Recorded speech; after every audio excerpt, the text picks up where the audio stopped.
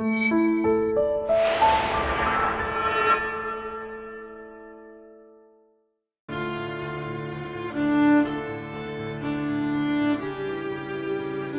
everyone, I'm Captain Logan. And I'm Eric. And welcome back to Batmania. Today we're going to do the first in the Son of Batman trilogy. It's Son of Batman.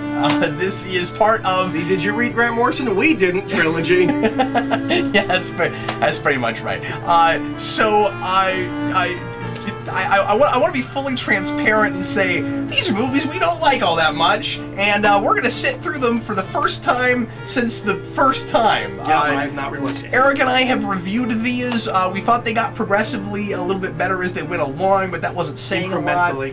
Because we thought this was just 8 shades of atrocious. But as we discussed earlier, do not remember why we thought it was terrible, just that it was terrible. Really bad? Yeah, so anyway, I guess we'll reevaluate it to some degree as we're rewatching it, although we're also going to maybe play a little bit of trivia as we're doing this as well, because it's a thing we know we're not going to have a whole lot to say about, and if you like this movie, you're probably we're just gonna complain about it anyway. You're probably just gonna listen to us say, and that was a bad idea, and you're why gonna did they do disagree. that? So we'll mix it up now and again. We'll play some games. So this, and I know some folks really like these, but I think the main consensus, not that consensus is that important. I mean, if you like these, then more power to you. But I think the main consensus, most people don't seem to care for these all that much. I want to say people like Bad Blood. Well, there are a lot of things to like. Yeah. Really, the main issue with it is that we're stuck in this continuity, really. But there's some pretty cool stuff in that, actually. Yeah. I thought they nailed Batwoman. I thought that whole thing was great. Yeah, the biggest problem is that Batwoman should have been the movie. Yeah, I mean, I am kind of excited to see that again. Just that part of it again. Do you remember that at the end of it they set up New 52 Batgirl? Oh, I forgot about that! We don't do that. We don't do anything with that. I thought you were going to say Aquaman, but that's somewhere else. Yeah, that's a Justice League thing. Yeah. But anyway, so this, if you don't know what this is, and you're just watching the Batmanias for completion, and thanks a bunch for those of you that are doing that. This is part of the New 52 based continuity that starts with Flashpoint Paradox and then goes into Justice League War, which is based on the first 6 issues of Jeff Johns' run. And again, we didn't really care for this. We've not gone back to these, so we're gonna do, like I said, maybe. Unless we just really get into this and talking about it, we're going to do a little bit of trivia here and there just so there's not a ton of dead air, but we will, watch this and respond to it. So anyway, if you own this, get your DVD or Blu-ray, however you want to watch it, get it to timestamp 0, past all the menus, and get ready to press play when I say now, and here we go, let's get right into it. This came out in 2015? 15. No, this one's 2014, and then the very next one, which we'll be doing for you tomorrow, is Batman vs. Robin. So anyway, here we go. Is everybody ready? Here we go. Everybody please press play right now.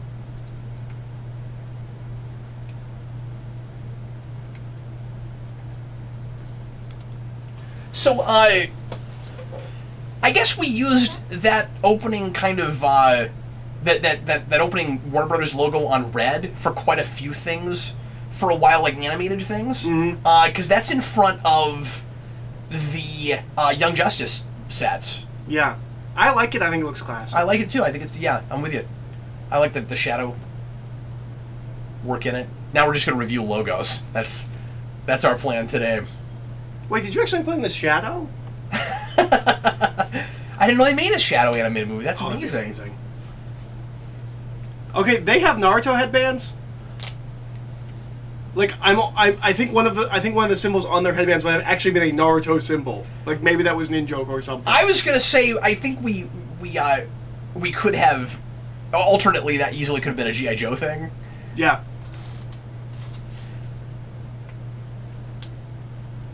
So I remember the voice acting in these being really bad for the most part.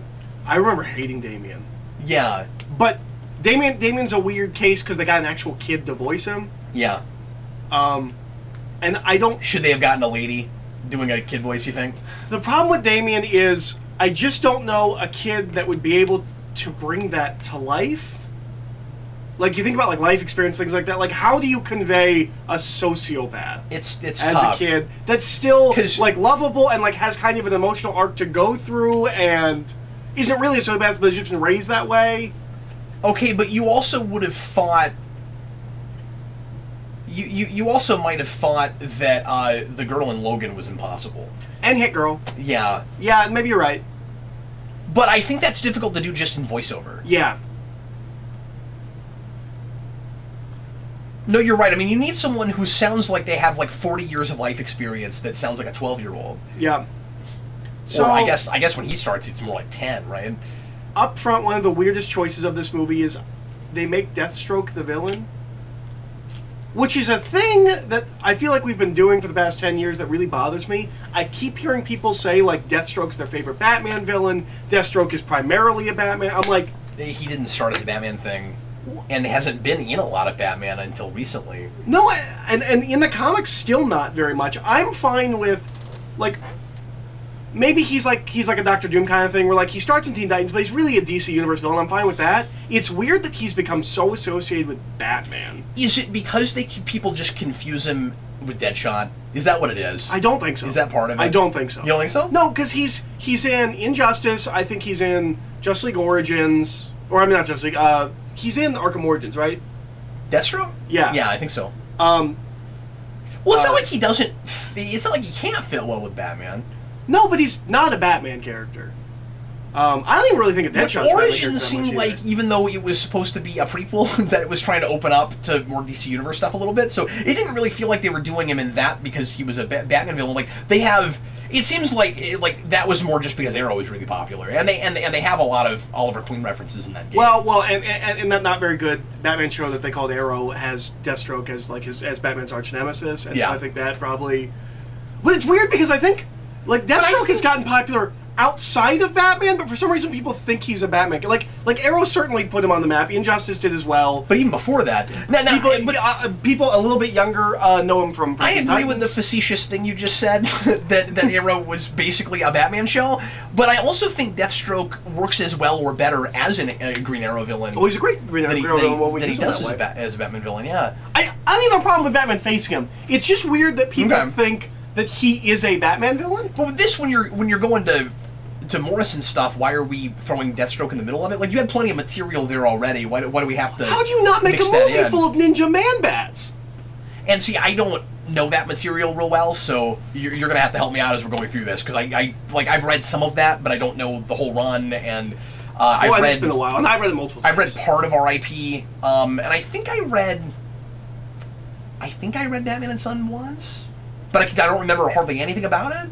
Batman Son is what we're kind of pulling from here. But this is a very, very loose, even if you can use the word, if you can even use the word adaptation. But we get rid of, we bring in Deathstroke, and we don't do Ninja Man-Bats.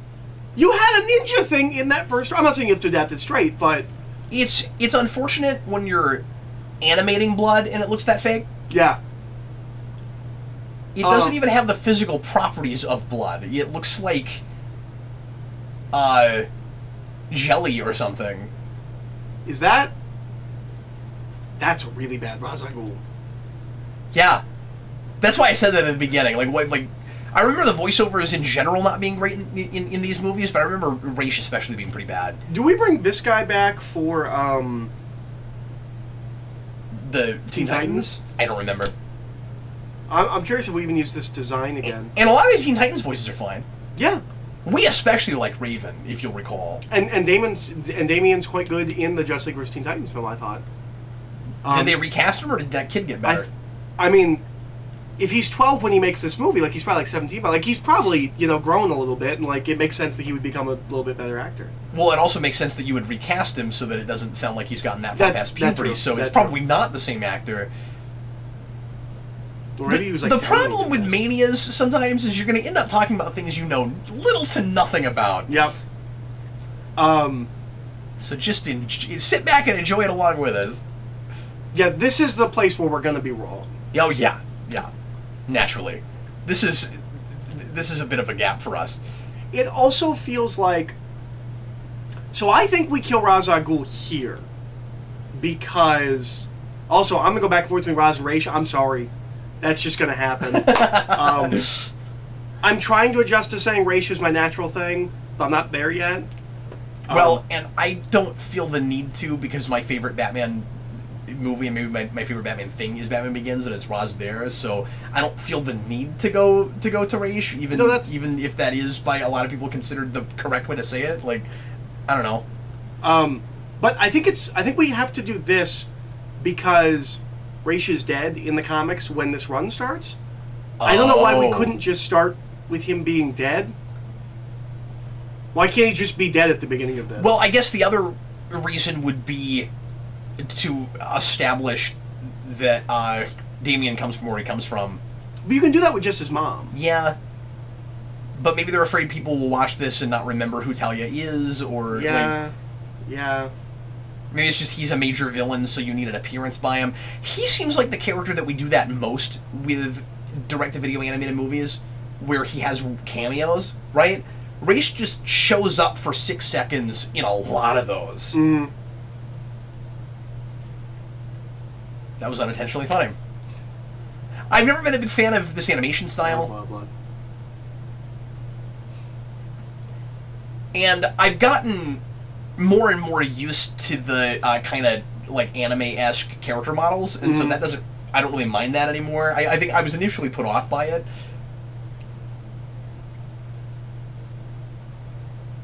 And I've seen, I've started more and more to get softer about that, and kind of, I mean, I notice it.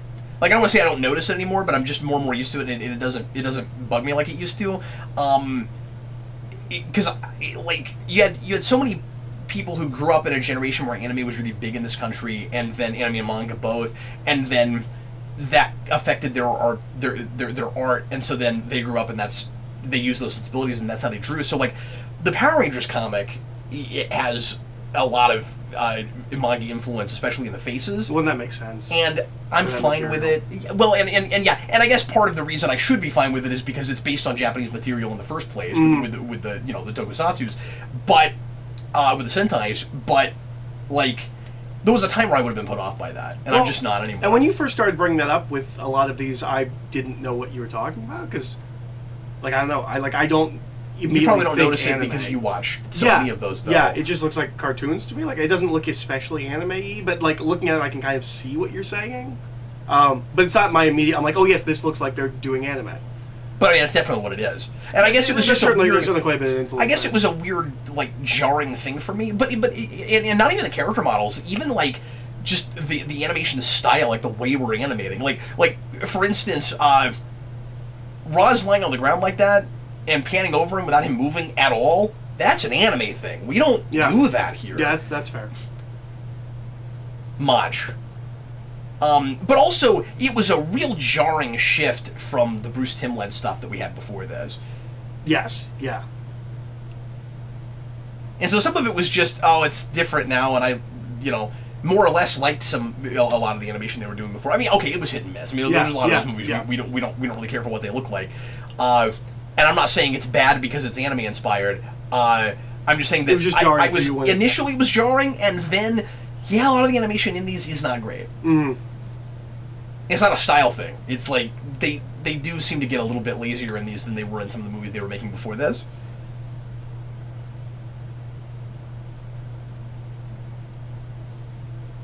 And I always complain about the fuzziness, the like Vaseline on the lens, which we haven't seen yet, but it will get that way. Mm-hmm. her eyes are just bouncing, and that's, again, unintentionally hilarious. Yeah, she's just watching, but outside of any context, if you didn't cut to it from anything, it looks like she just has eyes that are bouncing.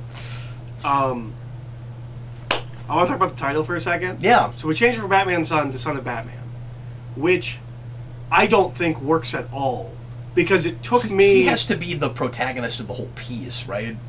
That's not what I think they're doing. It took me forever to figure out what I think they're doing. Okay. Oh, it's like a monster movie? It's a monster movie thing, right? It's like Son of Frankenstein. Oh. I think that's what they're doing. He's a clone, and he's like... And he's scary, against nature, and yeah. That's what I think they're doing. It does not immediately... Like, you don't look at that title and go, ah, yes, like Son of Dracula or Son of Frankenstein. I think one of the things that put me off about this...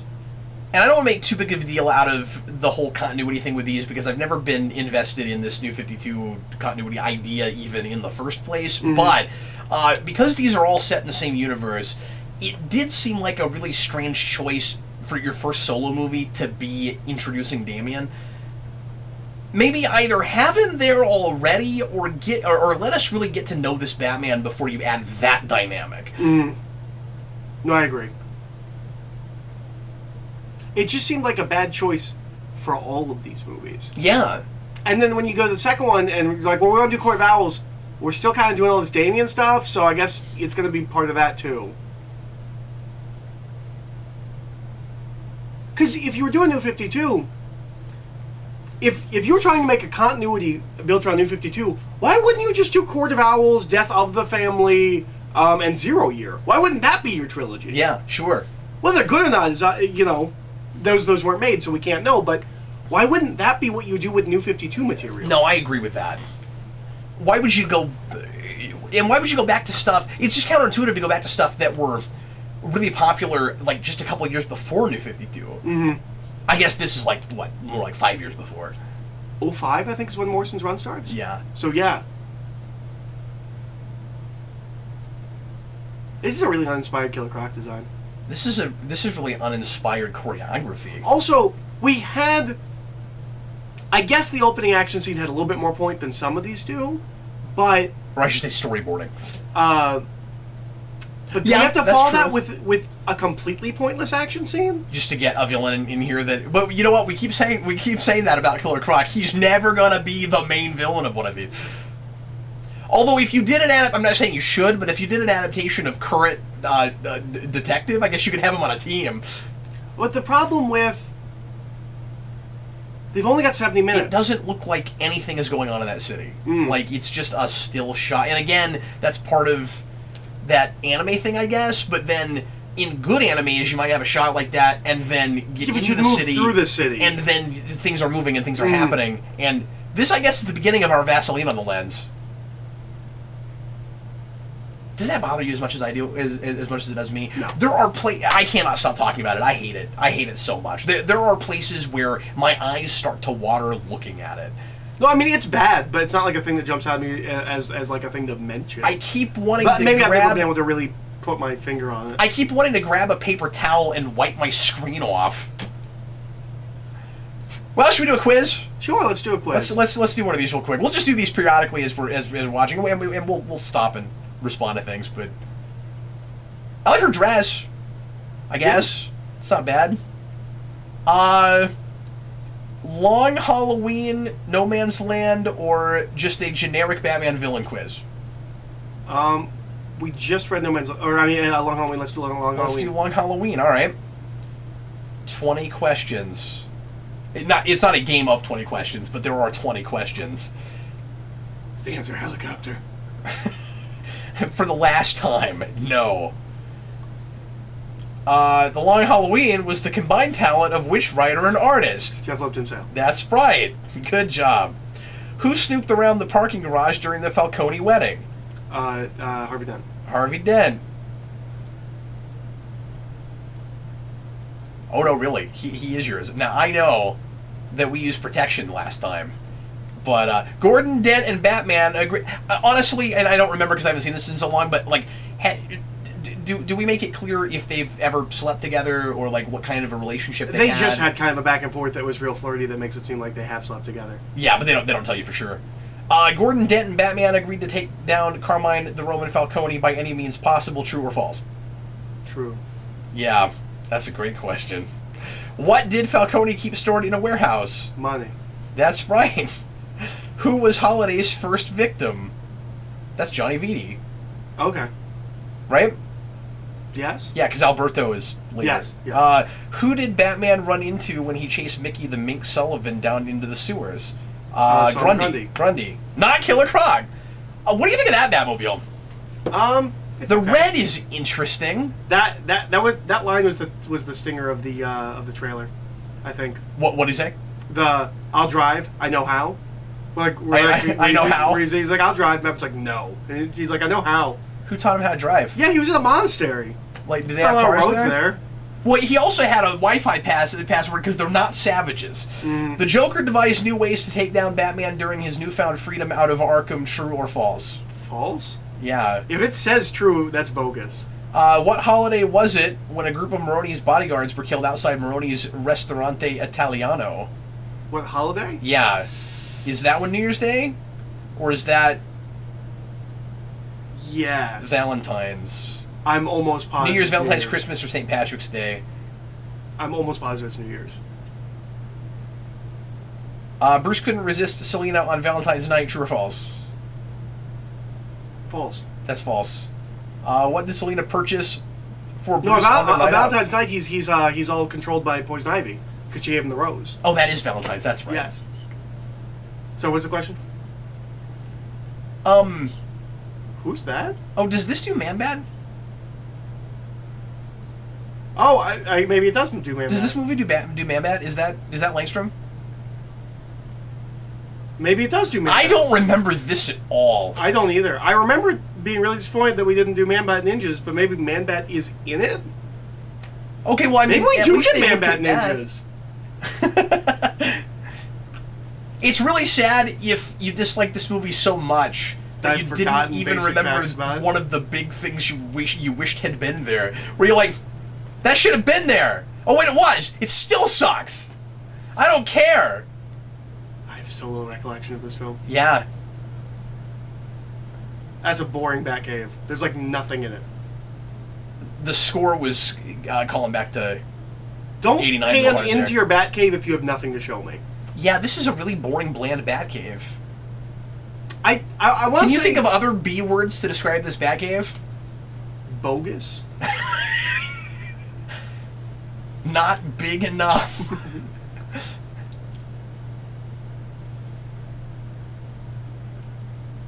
I feel like that's a recycled Alfred design. I feel like I've seen that in one of the previous animated films. I feel that way too. Where have we seen that? Well, you know, and in the face, he looks a lot like the Batman Alfred. Maybe he's the Red Hood Alfred. I feel like he's... I'm going to settle on I don't like this Batmobile. I don't... Yeah. I like the red conceptually, but something about it... It looks like Catwoman's car. It looks like the car Catwoman should drive. If Catwoman had a Catmobile. And it feels... I can't think of anything it calls back to more than, like, the Batman and Robin car. Which is weird. Mm-hmm. Am I way off base when I say that? Do we ever do anything in any of these animated Batman movies from any continuity with Alfred? Is he ever very... He has an emotional role to play in... I guess Red besides Hood. Phantasm. Well, in Red Hood... Because they do a little bit with him in Phantasm. He's got a little bit in Red Hood, I think. Oh, yeah, that's true. That's true. Anyway, I don't think we do anything in any of these. What did Selina purchase for Bruce on their night out? A rose. That's right. You remember this book better than I do. Edward Nygma... I've also read a lot. ...was murdered on April Fool's Day. That is false. I know that. Yep, we shoot around him. I know that. Yep. With our like 6-shot gun, we shoot around him. Making a big point of how we're not killing anybody that day, but I don't know why you would murder the Riddler anyway. That was a whole thing. Hey, Looney Tunes. Yeah. You complain in year one that we're not doing like not doing Warner Bros. Stuff. There's some Warner Bros. Stuff. Yeah, which is weird because I feel like... we watched something else. Yeah, it was Assault on Arkham. Assault on Arkham, yes. It had some... You watching Looney Tunes? Either pictures or something, like on a cell phone, I think. Yeah. Harley was watching Looney Tunes. Bugs Bunny or something, yeah. Like, you own the property, so, like, you can do that.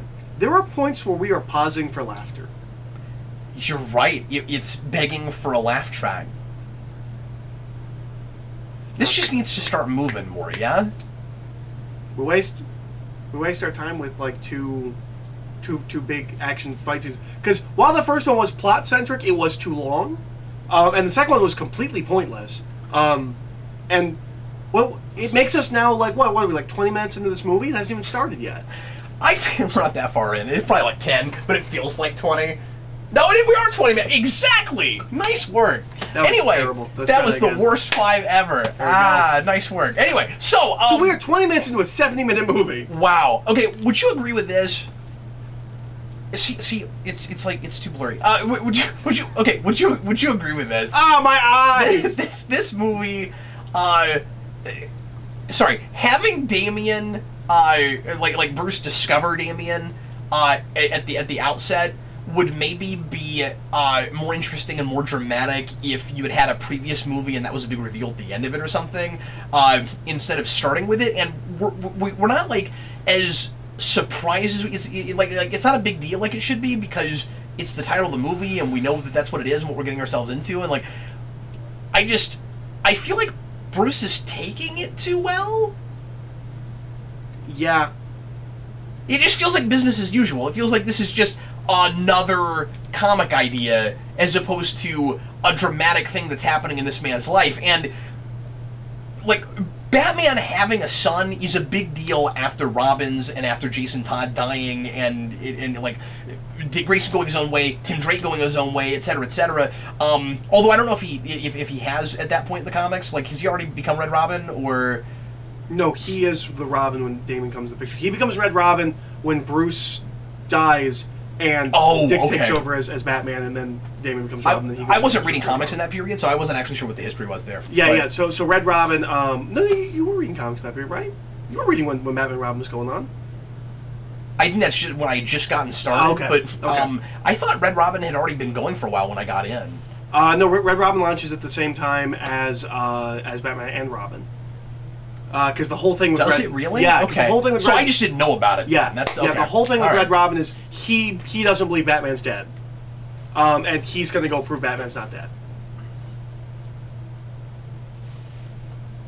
Look, he dramatically pulled his mask down. This feels too much like business as usual, which is part of the reason I say we should have like had another movie or two before this or something. Where like it just doesn't feel like as big of a deal as it should, and we need a sense of a lot of Batman history. Like the idea of Damian really, I don't think, and by the way, I've gone on record to say this before. I've never cared for even the idea of Damian. Sure. Like, I have liked him in some stories. I just don't like the idea. I've never been won over by this notion of Batman having a like. I would like it more if Talia had actually given birth to him. I would like it more if we did it that way. Okay. I've never cared for this. Like what I feel like is a really standard comic book like genetic engineering thing. Well, I wish we didn't do it that way. We don't know for years. Oh, really? Yeah. No, we don't find out until I think Incorporated. See, if I'd been reading at the time, maybe I wouldn't. And I know, like, a lot of people really like him, and it's just kind of a thing they're used to. But that was not always the way it was. When he was introduced, people hated him. Hated that idea. And hated him. Because people. Morrison's run like an entitled bratty kid. Yeah. Morrison wanted to hit things. Morrison's run is kind of like a novel where like people hated Damian because they couldn't see where Morrison was going with him. He has an arc, he grows and changes, and there's a definitive ending to that character. And DC said, "Well, we see that definitive ending, but he's popular, so we're just going to bring him back from the dead 6 months later." Yeah. So is the idea that Deathstroke's going to build an army of Man I guess bats? so. Okay, so maybe we do have Ninja Man Bats. Holiday's murders paralleled the crimes committed by Calendar Man. Which infamous family did Thomas Wayne help out when Bruce was only a child? Falcone. But not actually. Because he just helped because he just saved his life that one time. Yeah. That whole plot point is ridiculous. Yeah. Bruce overreacted to the Gotham police due to a previous encounter. To whom? Harvey Dent, right? Poison Ivy, Mad Hatter's Joker. It's Poison Ivy. Poison Ivy, yeah. What was in the flask that Vernon Fields passed on to Maroni? Yeah, but one of the choices is acid, which I think is great. Well, that's what he says does.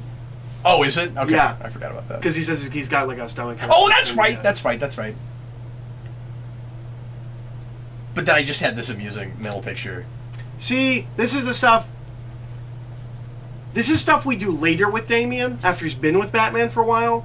Because there's a great sequence of Batman and Robin where he goes and he's like, well, technically my dad's dead, so technically I own this company, and let me tell you how to do it. He doesn't start with doing that kind of stuff.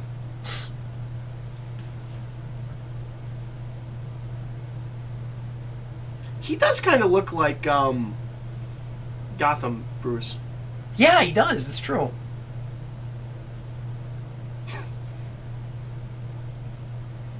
Child acting. Ooh, that was real bad. Yeah, it was. He has to pay.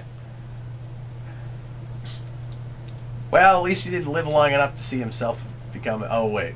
I also don't like throwing Ubu under the bus like that. Ubu was the one that betrayed Ra's al Ghul to Deathstroke. Ubu wouldn't do that. I actually don't know if that's true. I don't know Ubu that well. I was gonna say I don't feel confident in saying that, but maybe he has done things like that. But like if you asked me to name a character trait of that character, I would say loyalty. That would be the only thing I could think of. So, oh, I wish Dark Knight Rises was Ubu. It wasn't Bane. It was just Ubu. I feel like I had that thought at some point. Holiday's identity is revealed. Is it? Sort of. When he or she murdered Maroni, who was he or she. So that's Falcone, right? Yeah. That's Alberto. According to the fact that that Harvey Dent's wife is not on this list means that Falcone is the only... Yeah. Yes. Holiday's chief motivation behind his crimes was to exact revenge onto his father. That's true. We're assuming that he is. He was, yeah. Carmine was visited by some of Gotham's most infamous persons, who listed was not present. Joker, Mad Hatter, Scarecrow, or Bane. It's Bane. It's Bane. Who was Two-Face's first victim? Falcone bodyguard, Sophia Falcone, Carmine Falcone, or Vernon Fields? I think it's Carmine, but it might be Vernon. I don't remember right off. I think it's Carmine. Because Carmine walks in, Two-Face is sitting there. If we do very well on this quiz, it's not going to be because of me. Yeah. Two-Face stated to Batman and Gordon that there were two holiday killers. They were Alberto Falcone and Gilded Dent. True or false? Well... Are we asking that according he stated to that? Our analysis, there might be 3 of them, or there might be 2. Or there might be 2 and Alberto's not one of them? Not one of them? Yeah, exactly. Because... I get to the end of that book and think the 2 are the 2 Dents, and then I don't know exactly how he fits in at all, but I'm gonna say true. Given the assumptions that it made earlier, it's true. I'm gonna say I'm gonna say we're gonna go with true. Yeah.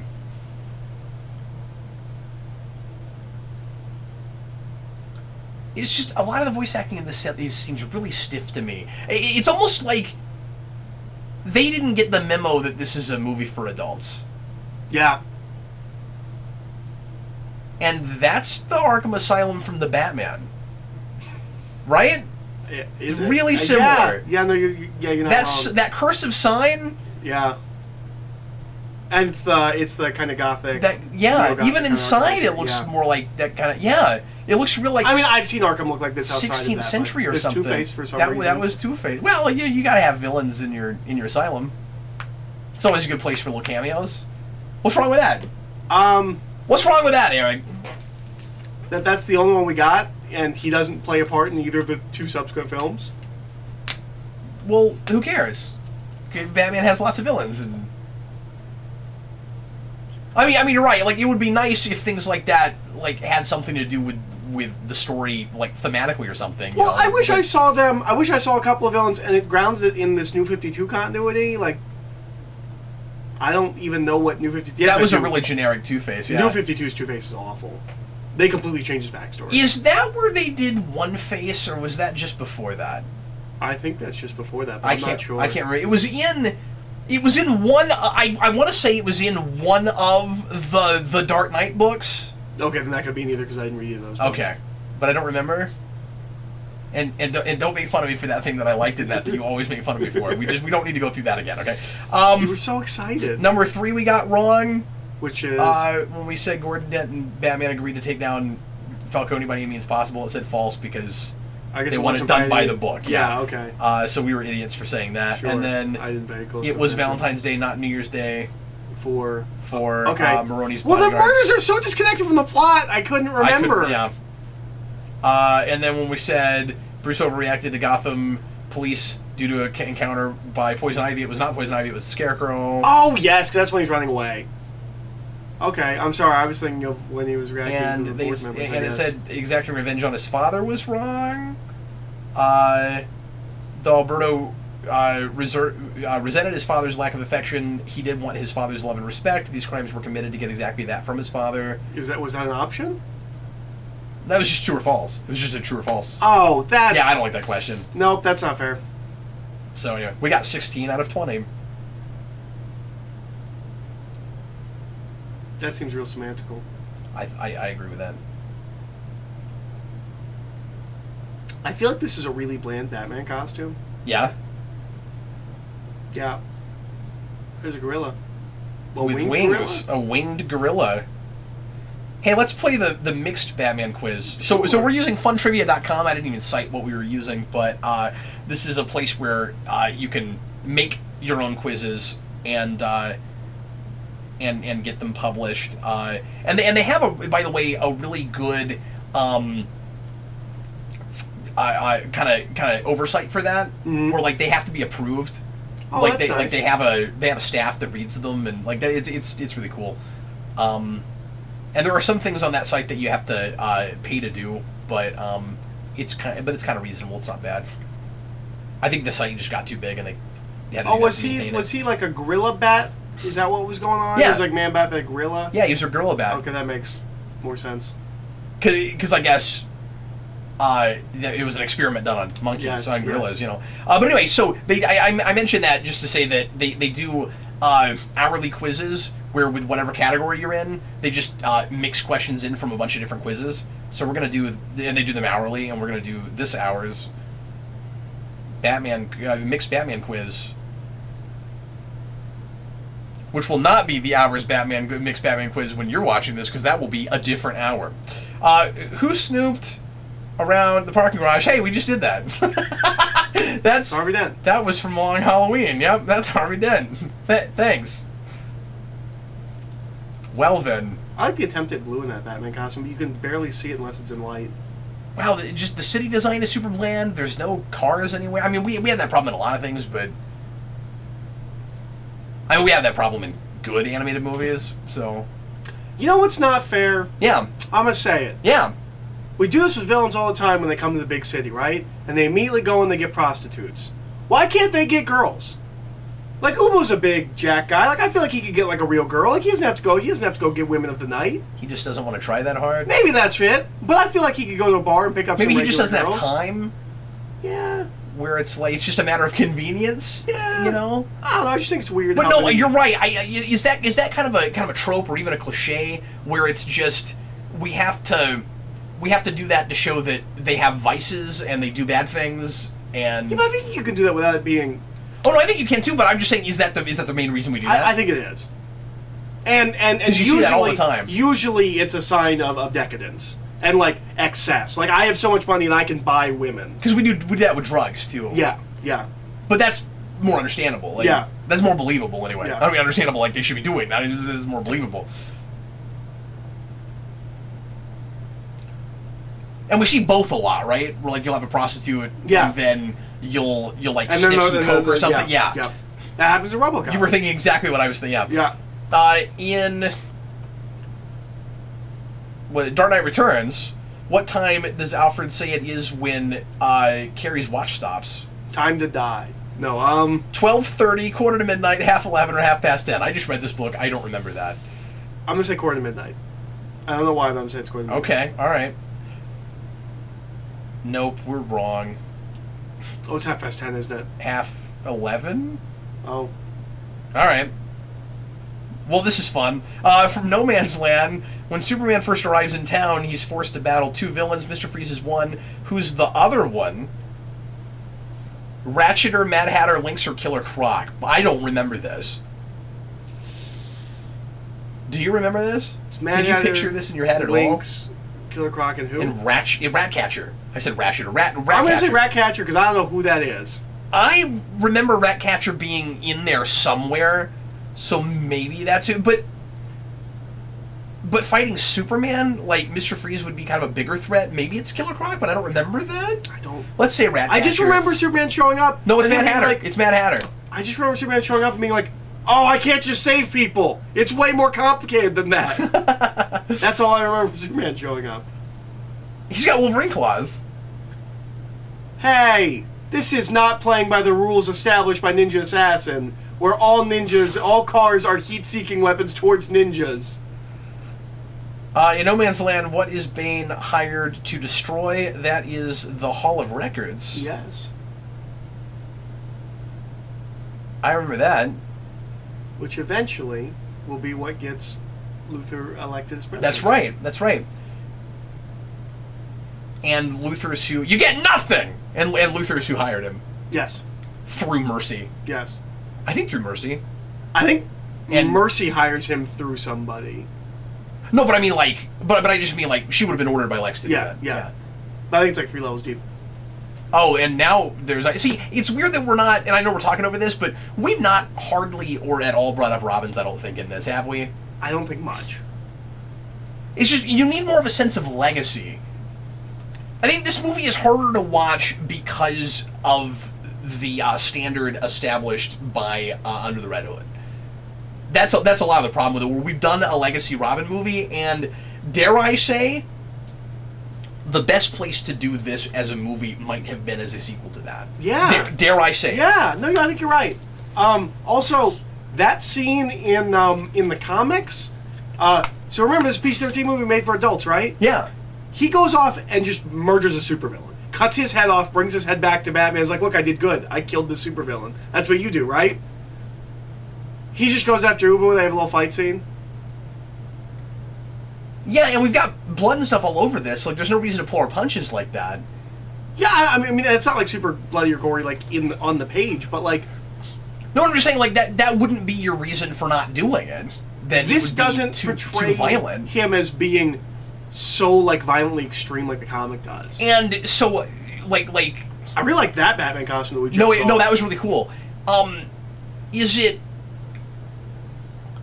I don't want to say out of touch, but I mean, I guess kind of out of touch. Like the idea is supposed to be that he was raised through this really extreme secret society, and they have an entirely different, like, ideology and way of doing things, and this version of the character just doesn't feel far enough away from what he would be if he was raised by Bruce Wayne, and that's. Just in his mannerisms, the way he acts, he should seem alien. He should seem completely detached. Yeah. Which is how how he feels in the comics. He feels like such an outsider. I mentioned this before. This is a minor thing. I don't like the chin thing. Oh, look. On the Batman mask. I like it even less on Deathstroke's Is that a 52 thing? I don't think so. I can't remember. I like it even less on Deathstroke's mask. It looks so dumb on Deathstroke's But if this is based on 52 continuity and we got there through Flashpoint, why aren't we doing those costumes? Yeah, that's definitely love them, not New 52 Nightwing. He's got the red stripe. And they don't have all the lines, which I appreciate, because I don't like the lines. But I'm not saying it's a problem, but it's kind of a problem because New 52. Well, it's just, if that's what you're doing, just lean into it and do it, I throw those guess. dumb I lines don't know. on the Flash costume. But only at the end of Flashpoint, then he doesn't have them anymore. Does he not have them in the Justice League? I don't think he does. Oh, okay. That was the thing I remember. I'm working off memory. It's been a long time, but that I remember us talking about that when War came out. We were like, because we complained about all the lines, and then they didn't do them, and we're like, I don't know why you guys are doing New 52. Like, I know it sounded like a damned if you do, damned if you don't thing. Where we're complaining either way. I'm not even complaining about it. It's just this inconsistent thing where, like, okay, like I thought it was like it looked bad in animation, but I thought you guys were sort of doing this continuity. What are you doing? Mm-hmm. Now, we haven't talked much about this. How do you feel just about the idea of having a continuity for these movies in the first place? Pointless. I don't really like that. It has done nothing but hinder these films more than they were before. Well, it could be done well. And it doesn't I don't feel mean that it could. It doesn't feel like they're building on each other or in any way. I mean, I guess the 3 Batman movies, but you could have done that in any continuity. Yeah. It doesn't feel like these films are enhanced by the Justice League films. And Justice League vs. Teen Titans feels like it could be any Justice League. Here's where I'm of two minds about the idea of doing it at all. We complain all the time, or at least I do. I guess this is a big pet peeve of mine. That we do. That all looked pretty cool. Yeah, but now he's just immediately Robin. Hey, you almost murdered the guy. Almost murdered the guy. Damien almost murdered the guy. And now he's right, because it's obligatory. We have to do that. Everything about this feels obligatory. Yeah. But anyway, so I complain a lot about the sheer number of these DC direct-to-video animated movies that adapt something that kind of requires previous material, and it's like sometimes it's an impossible problem to solve if you're going to adapt a thing, but where it was so much cemented in a continuity that it's weird to get to this like big event thing or whatever the story is, and it's its own world, and we never do anything else with it, and there was nothing before it, nothing after it. So doing a continuity like this could solve that problem. So like, I don't want to immediately dismiss the idea. Yeah, but we're doing that with Death of Superman. You're annoyed by it. That's just because I don't like these. Yeah. Yeah, but that's only because I don't like It these. was done well. Yeah, it's just like I don't like that Superman. Yeah. I nothing that Superman, honestly. Yeah.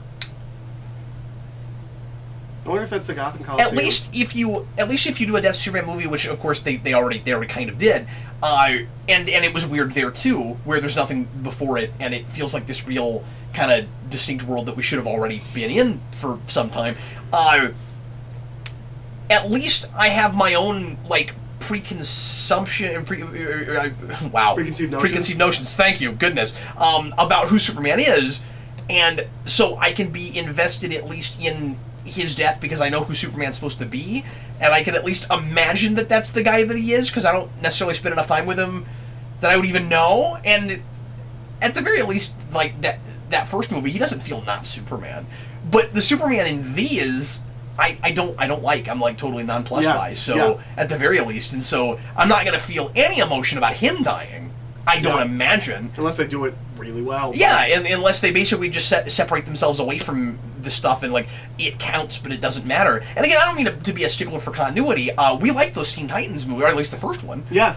And the first one was really good. That second one was not. Yeah, and that's in this continuity. So I mean, like, I'm open, to having my mind changed, but I really don't like these slits on Batman's mask. The ones here. We're just complaining about the costume. Well, here's the thing. It doesn't look terrible front on, but I noticed it in the shot before. Frank, from the side, quietly. It looks really bad. And we're thinking about it too much, right? Like, he has to be able to go like this, and for some reason we've thought that it would be hard for his mouth to go up and down in the costume, so we have to have slits to make it make sense that his mouth... That's awful. That's so dumb. Which justifies the chin strap.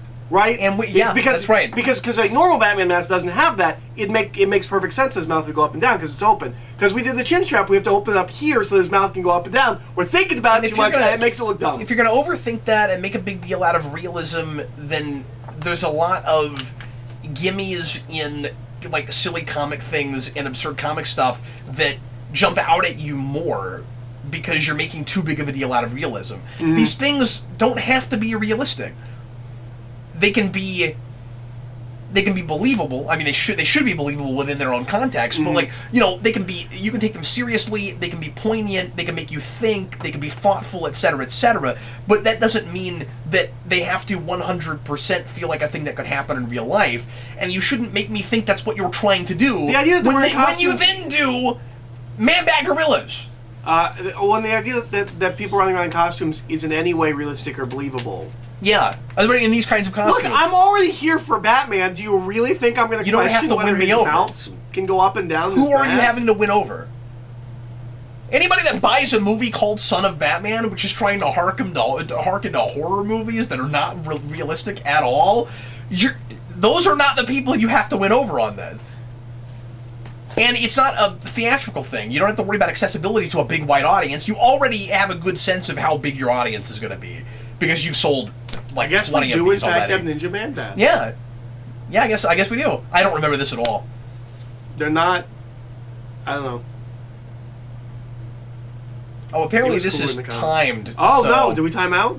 For one of those questions. In Nightfall 18...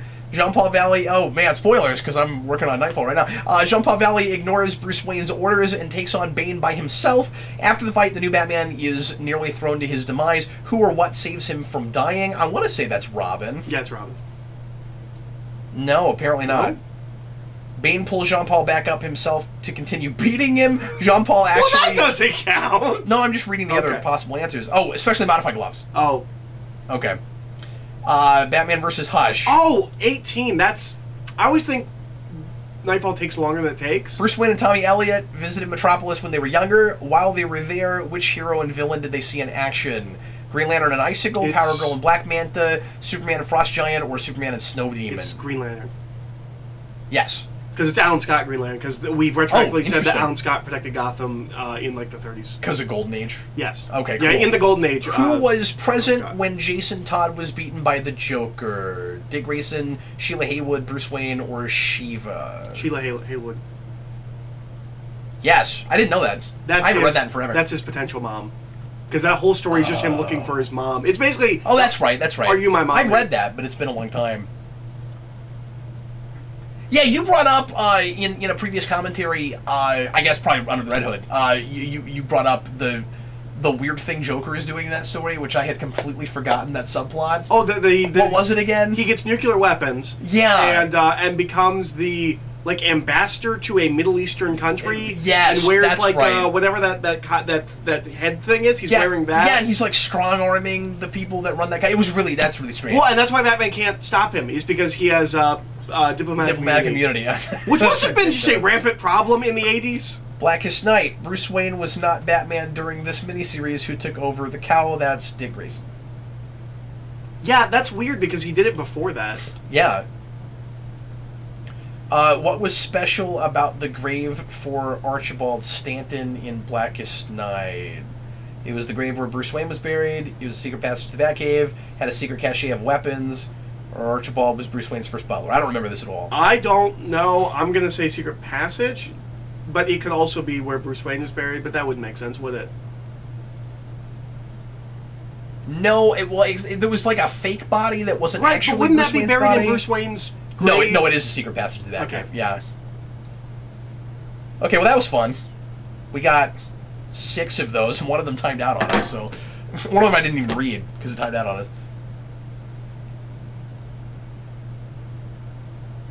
There's just no emotion or inflection whatsoever in the Batman voice. Mm-hmm. And again, that almost feels like a trying too hard kind of thing, where like Batman is supposed to sound like he's trying to be completely cold and detached, but you can always tell that there's more to it than that. Mm-hmm. It's sort of like when you have like the wrong actor playing a part where there's just nothing behind their eyes and they're supposed to be thinking all the time. Yeah. It's like that Yeah. in the vocals. Yeah. Meanwhile, back in the dungeon... Can you emote? at all? And me. Eric, I'm going to make a bet with you. Hmm. I bet you $100 that at least Deathstroke and Batman, and I'll throw Ra's in there too, and their Ra's al Ghul, at least those 3 actors were sitting down when they recorded this dialogue. Yep. Yep. And Deathstroke was supposed to be in Ben Affleck's Batman movie. Oh, that's right. Test footage. Right. That was where we first heard that. Yeah. And then we saw that actor We keep pushing in, this. Justice League. Yeah. Yeah, we keep pushing this. Yeah, that's helping an after-credit scene. Yep. He looks really cool, though. He looks great. So I thought I was the only person that thought it was weird that we've been pushing Deathstroke so hard. I don't know Or if is it it's just weird. that he's in Batman stuff? We're pushing him as a Batman villain, it Okay. seems like. Okay. Like, I have been enough people in the wild who have said that Deathstroke is their favorite Batman villain, and I'm like, is this a thing that people think? Because he's not. Well, and we've talked a lot about DC pushing Deathstroke because of Deadpool? Yeah, but I mean... Which is weird because they're not turning him to make into him into Deadpool. Yeah. So I just don't even really understand that strategy. Like, they're not the same character. They have almost the same name, but they have nothing in common except for the fact that they're both mercenaries. They have nothing, like, tonally in common. Mm-hmm. You go to them for different reasons. Well, and Deadpool starts as a ripoff of Deathstroke. Right. Because Rob I know wants that. to- But I'm just saying, like, he was a parody in the first place. It's not like Deathstroke has then become a parody. Yeah, yeah. I've heard good things about his Rebirth run. You know, again, as much as I'm not a big Damian fan and I can't get real excited about seeing this material adapted, everything about this is a missed opportunity. Mm-hmm. Because, like, the way we're exploring their relationship is just really typical and uninteresting. And we're not allowed to take Damian as far as Damian should go because... And it feels we real have to, plotty. we have to redeem him in 70 minutes. So he can't be like a ruthless killer that needs to... What they needed to do was tell this story over the 3 films that they had. Sure. This is basically going to be resolved by the end of this movie. No, that's better. This is here to establish a status quo that could have been established already. Why not just open this with Batman recently found out about Damian Wayne, and he's living at the manor now, and he wants to be Robin. Go. Whatever. This is a terrible, boring pilot for a Batman Robin show with Damian as Robin. Now remind me, because again, I just don't know a whole lot about this character. I mean, the beginnings of this character, and it's been a while since I've read any of that Morrison stuff. Does he immediately want to be Robin, or does he have like an aversion to it? I mean, I know he wants to help Batman fight crime, but like I said that, and then I thought, wait, I don't think he actually wants to be Robin initially. No, the Robin thing doesn't come up, I think, until it's with Dick Grayson, because Morrison there's a whole thing throughout Morrison's run. That's nice. He doesn't force it immediately. He should not be Robin to Bruce Wayne. He only works as Robin to Dick Grayson, and that's why he dies. Is because he shouldn't be Batman's Robin, and now, only an idiot would make Damian. Maybe you Batman's can't do Robin. This in this continuity because then you're forced to make a movie right after this that maybe you don't want to make, and you have to truncate it. But obviously they don't mind truncating things the way they're doing all of this Damian stuff in 70 minutes. But hear me out for a second. Do you think it might have been at least more appealing to people, more exciting for people who really liked the Morrison Batman and Robin stuff, if this movie opens with Darkseid sends Batman to the past, and then this is just a Dick Grayson Damian movie? Well, it doesn't have to be Darkseid. It can be whatever. Batman's missing. Yeah. I mean, that's what happens with Bad Blood. Okay, but the reason I say that is because, like if you just go to, okay, what is some of the most popular material for recently around 52 that you could adapt? Mm-hmm. Your trilogy is maybe, and yeah, I'm rewriting everything, but like, I'm just saying, I don't. Nobody seems like they really want to be here making this movie. No. The fun stuff to adapt, I would think. Now, you might say, well, it's too complex to try to do the Morrison stuff, but well, we're doing it. You know what I mean? Like we went straight there with this, and we're not doing anything interesting with it. Let me just pitch this. I'll just make this a pitch. Your trilogy is Batman and Robin, Return of Bruce Wayne, Batman Incorporated. Yeah. No, that's what you do. Yeah. And I think you could simplify those stories and not make it about the bigger mysteries and Leviathan and all of that. And Black Glove and Black Glove and all that stuff. I don't think you have to have all that.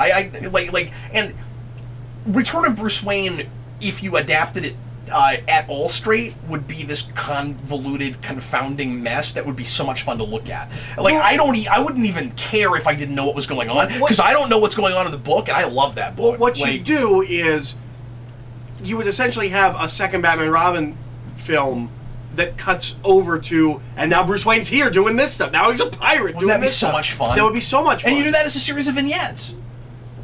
I mean, I guess if you essentially you have an ongoing, you just go to each of the you have an ongoing plot thread every time you cut over. Yeah, you're in a new time period. Yeah. Who wouldn't really enjoy seeing that? I mean, I think that's ripe material for adaptation. What's weird about this trilogy? And can I tell you this real quick? One of the Lego Justice League movies does it. They do Return of Bruce Wayne? They do parts of it. That's awesome. They have a, they put Batman and Flash on a cosmic treadmill, on a Lego cosmic treadmill, or is it cosmic treadmill? No. Yeah, it's cosmic treadmill. I'm second guessing myself. Cosmic treadmill. And they go to different time periods, and in one of them, they do the caveman Batman. That's awesome. It's awesome. In Lego form. I really wish we were watching those in this, because they are basically Batman movies, and it would have been so much fun, but they don't have Batman in the title. We're assuming them. And we had a rule, yeah. Well, no, because then you would also, or a synonym. Because then you would also have to do Justice League War, Throne of Atlantis. No, you would just pick things where Batman is like real front and center, where it's a Batman story. Throne of Atlantis is not a Batman story. No, but you could make an argument for War. You could make an argument for Doom. Actually, Doom definitely. Doom, you'd have to. Yeah, no, absolutely, sure. Fair enough. Okay, so here's what I don't know about this trilogy. There are like 10 or 11 Justice League movies now. Like, there's not enough for like a whole mania, but like there's quite a few Justice League movies. Yeah. I don't know, like, about this trilogy. Well, the information I don't have is, Did they make this movie and say this is the first part of a trilogy? Did they know that going in? I don't think so. Or did they get together and this was like, well, we had so much fun making this. Yeah, and let's honestly, make more. I was making a joke when I said the beginning of the Son of Batman trilogy. There are 3 of them. They made 3 solo Batman movies and they haven't done another one yet. I'm not actually saying it's a real trilogy or it was feels like intended they to think be it's a one. trilogy. I don't know. Do you think so? I think so. Oh, I think okay. I think when All we right. get to the end of Bad Blood, it's supposed to be like like this is all wrapped up. I feel like there's this kind of having their cake and eating it too thing where they keep hoping that they can appease people both who are watching this as a series and whichever one you're watching for the first time. And I don't think that's handled especially effectively. Yeah. But we've had a couple of Batman movies since Bad Blood came out, right? And they've all been out of continuity or different continuity. I don't know if we're going to do another one in this. Because we did Killing Joke. Yeah. We did Return of the Crusaders and Two-Face. Yeah, but those don't count because that's done by a totally different group. Is it completely different group? I'm pretty sure. Okay. Those don't count as part of the DC direct-to-video line. Okay. They're not in that list. Don't count those. Those are mulligans. Okay. You can't count like JLA Trapped in Time. There's that Target exclusive thing. Like there's a bunch of things. I wish we were doing that too. That's pretty fun. You never saw that. Nope. We talked about doing it at some point, but we didn't. I don't think I've ever reviewed it. The Batman Harlequin. Yep. I feel like there's a couple other ones that have come out since, right? Because we get No, I think you just named them all. Okay. And then we've got Brave and the Bold and Gotham by Gaslight coming. Yeah. So yeah, we've kind of maybe intentionally not gone back to this stuff. Well, I'm gonna disagree only to say that we kind of latched onto Damian Wayne and did 2 Teen Titans movies. Sure. I think we don't care about Batman, but I think we have continued. We are acting like we are acting like Son of Batman, as totally boring as I think it is. I'm having a hard time even remotely paying attention to this, by the by. We're acting like this is the foundation for the main stuff they want to do with this whole world. Yeah. We haven't really gotten much Justice League after Throne of Atlantis. Like, Justice League vs. Teen Titans is not a Justice League. It's not a Justice League movie. And we have not done one Superman, and we're going to do Death of Superman as the first one they've done. Yep. Because remember, Unchained or Unbound or whatever the heck that's called, Unbound, was the one right before these. Yep. And is not related to these at all. And is awful. I wish there was enough Superman stuff to do a Superman Mania. There's not. Not with film. We would have to include TV show stuff and too much stuff. Yeah, right. Because even if you only did pilots, you wouldn't get enough. But we have been kicking around. I think it's probably okay to mention this on the channel.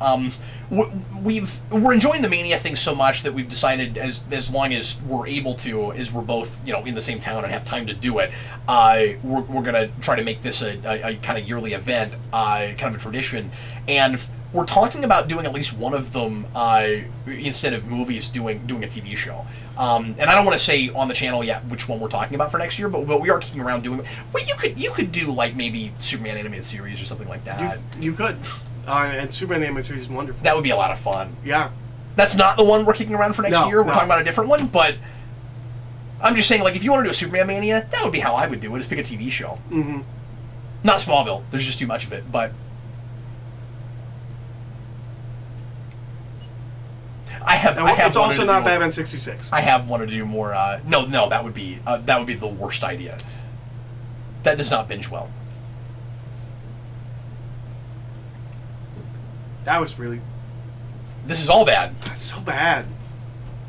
It's just really melodramatic, and it's completely not captivating. Let's do another quiz. Yeah. Oh look, there's sharks. You would think Aquaman would have something to say about all this? Batman's women? Let's do that. Batman's Oh man, that women. shark just bit that man bat. Batman's first girlfriend was Julie Madison, an actress. Her most memorable story introduced one of Batman's earliest villains. Who was it? Is that Clayface, Penguin, Joker, or Hugo Strange? I believe it's Penguin. Wait, is it Hugo Strange? See, I thought it was Hugo Strange. Yeah, it might be Hugo Strange. That was my guess, but I didn't think she was introduced that early. I defer to you on comics. Yeah, but it's not Englehart who does it, right? No. Hugo Strange is in the first year of Batman. Well, that's what I thought. But that's I what didn't think Julie Madison was, but I might be mistaken. Okay. So you can try Hugo. All right. Sparks flew between Batman and Catwoman the very first time they met in Batman #1. In fact, at the end of the story, stop asking Golden Age questions. Batman lets Catwoman escape, unmask him, kiss him, or play marbles with Robin. Escape. Yeah, that's. Oh no! Wait, what happened? He turned back into a person. He just had his face like, "Oh no, I'm falling!" Oh, I thought you were reacting to something on the screen. Of course you're not. No, I was reacting to something on the screen. Oh, okay. Throughout the 40s, socialite Linda Page dated Bruce Wayne when the U.S. entered World War II. What did Linda do as part of her war effort? I don't even know who that is. I don't know her either. Become a nurse, join the Women's Air Force, work at the Army canteen, or become a superhero. I'm gonna say nurse. Yeah, that's what I was thinking. She did not join the Air Force. That would have been awesome, though. 48 saw the introduction of Vicky Vale, obsessed with proving Bruce Wayne was Batman. Artist Bob Kane patterned Vicky on drawings he had of young Marilyn Monroe. True or false? That sounds like a thing he would make up. I believe he said that. So true or false? True. I believe Bob Kane said that. I do not believe he drew a page of a single panel. You don't believe he even drew her, yeah? Yeah. Man, the blood looks like tomato sauce. It's earlier it was jam, now it's tomato sauce. That's just that it doesn't. This kind of Mortal Kombat stuff makes it difficult for me to take a scene like this seriously. Well, because they're not leaning into it. They're not having fun with it like Mortal Kombat does. No, it's not fun. They're taking this. They're treating it dramatically. They're acting can't like do it's this supposed to be kind really of serious. blood when you're doing your. Yeah, it's absurd, but doesn't know it is because everything is so flat. And I'm not saying you can't be serious in the absurdist piece. No, something like certainly not. Hellsing has so much blood, and is so absurd. You But just need a consistent understands tone. that. Yeah. Yeah. Yeah, but it's a stylistic choice. Yes. This feels like it feels like it wants fanboys to yell at screen, "Whoa, blood!" Yeah, I've never seen blood in a cartoon before. That doesn't fly post-anime, right? Like, post the anime boom of the 2000s. This is that doesn't fly 2015. Heiress and ex-Carnival performer Kathy Kane romanced Bruce Wayne as herself, and Batman as his crime-fighting partner, Batwoman. Where did Batwoman keep all her special Bat crime-fighting gimmicks? She would borrow Batman's, her belt, her purse, or her hair. It's her purse. Is it? Yes. Almost positive. I would not do well on this quiz by myself. The 70s. I'm guessing with a lot of these. 70s saw Batman fall for Talia al Ghul. You seem real confident, though. The daughter of a genocidal madman. Yeah, I'm pretty sure the purse thing comes up in Morrison's run, because we do a whole flashback issue and incorporate it. Aside from her... Yeah, and he loves all that stuff. Aside from her parentage, what other drawback did Talia have as a girlfriend for Batman? She was already married, she was a professional assassin, she was a ghost, or she was really a man? She was a professional assassin. I feel like that goes hand in hand with the dad thing. Already pretty obvious, yeah. Summer St. Cloud was a convention organizer. That's true. We read the issue where she came out and said she was a convention organizer. Remember that? When we reviewed Englehart stuff. Yeah. So this all feels so romantic, Eric. And one of the things that's interesting about Morrison's run is we do a bunch of stuff with Talia at the very beginning, and then we just kind of drop that thread until we get to Leviathan. You realize that Talia is the villain of Morrison's entire run. Yeah. And that's really cool. We're not going to do that in these movies, I don't think. Watch. We'll get to Bad Blood, and she'll be the villain in Bad Blood, and I just won't remember. I don't think she's the villain. And even then, it doesn't have the emotional payoff that it does in the... Yeah, there's just, like none of this resonates with me.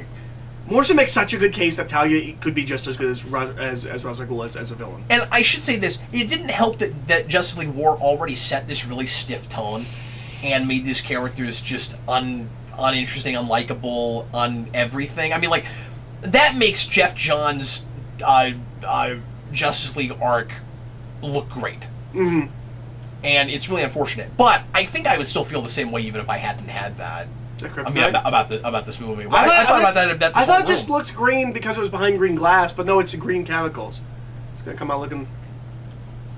Why is he beaten by that? Like, he looks like he's just been like trash. He got hit by. Oh, I guess it's. I haven't been paying attention. Okay. Is that acid or is it Lazarus Pit? I think it's super. Whatever it is, it's super hot. Because Damien like backed up against the glass, was like, that See, burns. I thought maybe it was Lazarus Pit stuff. Because if it is, that's always green. Yeah, maybe it's. So you can't argue with that. No. I thought it was Lazarus. Well, shouldn't he be like a baby now, like in Spider-Man the 90s cartoon? He didn't kill anyone before. Get him, This Smythe! is not a dramatic moment. Earlier with Ubu, he just beat him to an inch of his life, but he didn't kill him, so this means nothing. You're making a PG-13 adult film, why can't he kill people? How did Silver St. Cloud learn Batman's identity? He just tells her, right? Is that one of the options? Yeah. She fell into the Batcave. He told her the first time she saw him as Batman, she just knew, or she found his costume in the laundry. I thought he just told her. I thought there was an issue where that happens. Or am I wrong about that? She just knows, but I might be wrong. Because there's like a thing where he's like, do I tell her? Do I not tell her? And she's like, I think he might be Batman. Oh, that's right. I think it's the first time she saw him. That's the only other one that we'll see which one of us is right about that. Yeah. Batman or Bruce also had brief flings with Alfred's niece and Alfred's daughter, true or false? I'm just saying true, because why would you make that up? Why would you make that up? Recently, Bruce Wayne... I'm glad we have something else to do. Yeah. Recently, Bruce Wayne was... I want to apologize to anybody who's really enjoying this material. Yeah, but if we weren't doing this, we would just be complaining. You guys have fun. Yeah, enjoy this film. Recently, Bruce Wayne was framed for killing Vesper Fairchild, his most recent girlfriend, at the time that somebody wrote this. Obviously, he didn't do it. Who did? Joker, Penguin, Catwoman, or Kane? I don't know who that is. Joker, Penguin, Catwoman, or Kane. It's weird that you put Kane on that list, but have we done anything with him since No Man's Land? Like, I don't know. Hardly? Which makes me think that it would be Kane. Why would you just throw Kane on this list? See, I love shots like this because nobody just stands in places like this. Like, this is called blocking. And it's like Plinkett said in his Star Trek 6 review, and then they stood around for a picture that nobody took. I'm gonna say Kane. I'm gonna go out on a limb. Why else would you put him on the list? Which of these women, unless it's supposed to be like the dumb answer, which of these women had a son? We meant Kane for RoboCop 2 by Batman? That's Talia al Ghul. I found that out watching this movie. This is also the opposite of the ending of Batman's Son. Is it? Yeah, where she takes him back. Oh, okay. Oh, yeah. No, I knew that. Or does she take him back in this? It's been so long. It was Clayface with the thing we thought was Hugo Strange. It's Clayface. Yeah. Okay. I mean, I knew he went back real far. There's like 4. But I didn't think Julie Madison went back that far. That was my question. Because I was like, first appearance, I don't know about that. Well, right, but Hugo Strange would have also gone back about as far as Clayface. No, Hugo Strange is the first supervillain. Okay, but Clayface isn't that far behind. I think he is. I'll look that up. I don't think he's that far behind. It's been a while. At the very least, I know Clayface doesn't exist in the first year of Batman because I've read the first year of Batman. Oh, have you? Yes. That's yes. cool. I've read the first 12 issues. Again, I defer to you. You know this stuff better than I do, but... For anybody that doesn't know me real well, my first love with Batman, of course, is on screen. And like, I was a Scream Batman fan for a long time before I read very many Batman comics to the wall. And before someone corrects me, I realize now Hugo Strange is the second supervillain. The first supervillain is, of course, Dr. Death, which is why he's in Zero Year. Or Dr. whatever that guy's name is. The Bone guy. Number 40. Detective 40. Okay, so yeah, 1940, so the second year of Batman. Yeah, which is why I did not get to him, because I have only read the first year of Batman. Whoa, Well, Joe R. Lansdale wrote that? We made a video for the duration of the film, Son of Batman. Joe R. Lansdale wrote that. He wrote a couple of episodes of the animated series, including the Jonah Hex episode. Oh, really? And he pops in and out. Michael Uslan, I blame you. As a child, no. As an adult, yes. Yeah, okay. I was not a big fan of it, but... I like Jonah Hex. I like steampunk. It's not a good episode of Batman the Animated Series. It's a fun 20-minute piece of animation I'll watch. He's so lovable. Yeah, I don't... Well, I was going to say I don't know whose idea this Batman... I do. It was Andrea Romano, but... Look, that person did Man-Bats. All the Man-Bats. Did you see who was Talia? Huh. Marina Baccarin, or however you pronounce her name. Oh, that's hilarious! Curse you, Lee! So, we had this amusing moment, and we're way behind on Gotham. We haven't watched the last several episodes, but we were talking about Gotham a couple weeks ago, and or maybe it was while we were watching it the last time we watched it. Was this Leslie Tompkins thing? Eric hilariously forgot that Lee was Leslie Tompkins, which is completely fair. But because I said something about like why didn't they use Leslie Tompkins? Well, they used everyone else, because right? no, it was because I brought her up. It was when they finally. I know we were watching it. It was finally when they had I her remember this. running a ward, you know. What we're trying to say. Out of her apartment, she's like healing homeless people. Yeah, and a medical ward. And I was like, oh, finally they have her where she's usually supposed to be. But I just said Leslie Tompkins, and you're like, oh yeah, like why haven't they brought her in? I'm like, no, that's who that is. That's what I'm saying, man. You're like, fine, she's the Leslie Tompkins thing. And the reason, why? Yeah, and for a second I was like, how could you forget that? And then I thought of the history of that character in Gotham. I was like, well, yes, of course. And she's It's easy to forget referred to that. exclusively as Lee. But I've always hated that, and I have always refused to call her that. So I always say Leslie. Like, I always call her Leslie. I don't like that. So anyway, I liked her as starting as a doctor in Arkham and wish we just left her there. Because it would have been cool if we had a regular eyes into Arkham.